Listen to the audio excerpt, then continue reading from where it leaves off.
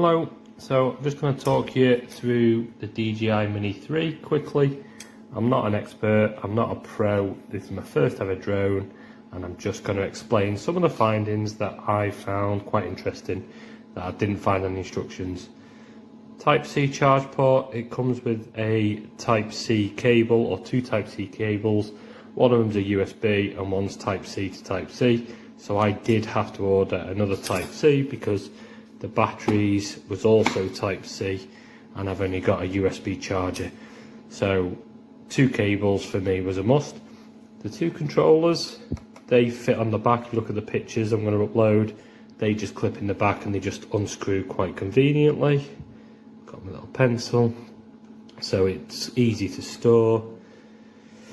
The home button, so the home button is quite interesting. I struggled to get this working for a while, and it was to do with the distance that I was going, and I don't know whether it's a set point, but it's something to study and really get yourself into. Press it once after, I think it's preset to 20 meters in distance away from you.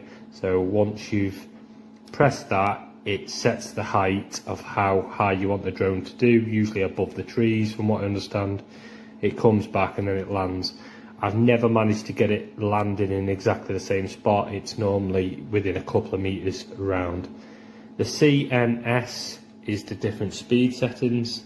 So the C is very, very slow. I think it's called scenic.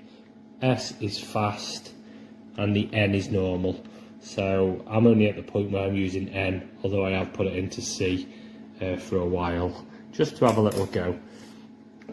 Obviously you've got the front controllers up, down, left, right, hover and so on. Left black is a video button, so this takes videos. You do need two micro USBs to do that, or one if you just want it onto the drone, and that inserts in the rear of the drone. On the top there, it can have up to, I believe it's 256, but I've just gone for 128. Now, this is the one I've used a lot. It's pictures, so again it's just type micro USB, goes into the pictures, and then you can take pictures and download them. I've not linked it to my phone yet. I just use a little what's it called, like a memory card reader that connects into my phone and just copies them across. You've got various zoom buttons and you've got various buttons on the back. These are adjustable, so you can actually program what you want these to do. So if you want this to be a takeoff, you go into settings and you can program it. This is a heat shield, so you just keep that cold.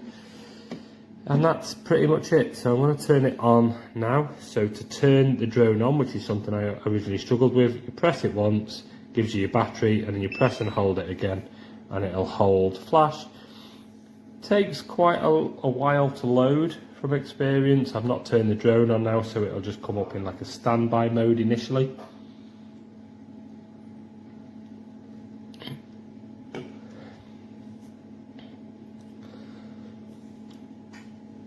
What I've been told is the red button says it's connected to the drone, so that's coming up at the minute. It doesn't show that it's connected. The drone's just next to me here. So as you can see, the camera's not leveled itself out, so it's not connected, and I will turn it on in a minute. I'll just try and talk you through some of the little things. It says before you fly, before you load. If you're gonna set up a drone for the first time, it took me about 2 hours as a non-trained person. I had to connect it to the Wi-Fi, I had to update it, I had to download stuff, I had to charge the batteries. It took me quite a while. Also, what I've noticed on the ad is it said it comes with different size batteries. So all of the batteries in this kit are 249 grams, so they're below the CAA registration. So you can get batteries where they go up to above the 249 gram. I've not personally seen them. So this is what happens when you turn it on without the thing. You can view your album, so if you've got previously saved pictures and stuff, you can update your profile. You can connect it to your Wi-Fi here. This is essential, so for updates. And then if I just turn the drone on, so same as the controller, you press it once, it'll tell you your battery, you press and hold it twice, I haven't got a battery in it, so that's quite embarrassing. So I'm just going to put a battery in. So I'll just turn it around, just show you how easy a battery clips in.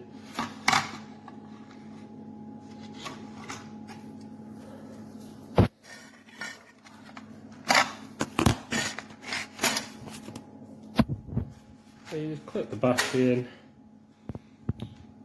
press it once, it tells you your battery, so we're on 3 bar, press and hold it. All the blades will like gyrate a little bit, and as it loads, I'll keep the camera, you'll see that the camera starts to dance a little bit, which is quite cool.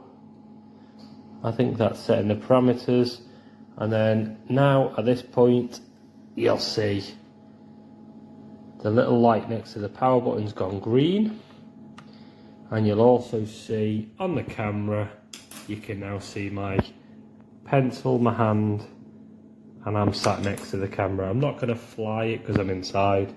I've only just got used to flying outside. What is quite cool to show you is as you tilt the drone, you see the camera just stays perfectly. No matter how fast you go, the camera stays still. So if I zoom out a bit, you look at the remote, the camera's barely moving.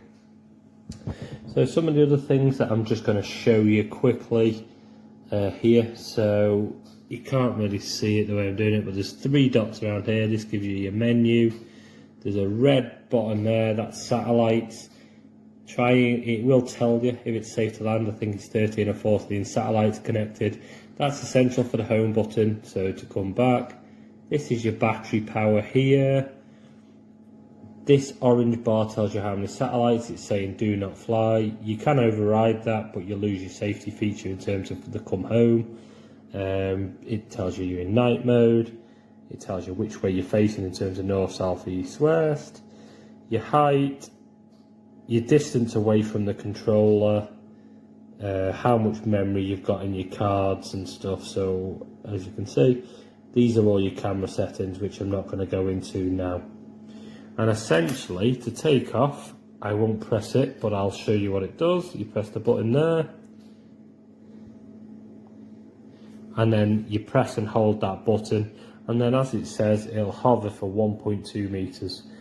If you're ever in trouble, let go of the controllers and it'll just freeze in that position with the ground, unless you've not got it connected to the GPS here. If it's not connected to GPS, it could waltz and hover. So that's it for the short video. I will do a takeoff video tomorrow, and that's it. Thank you for your time.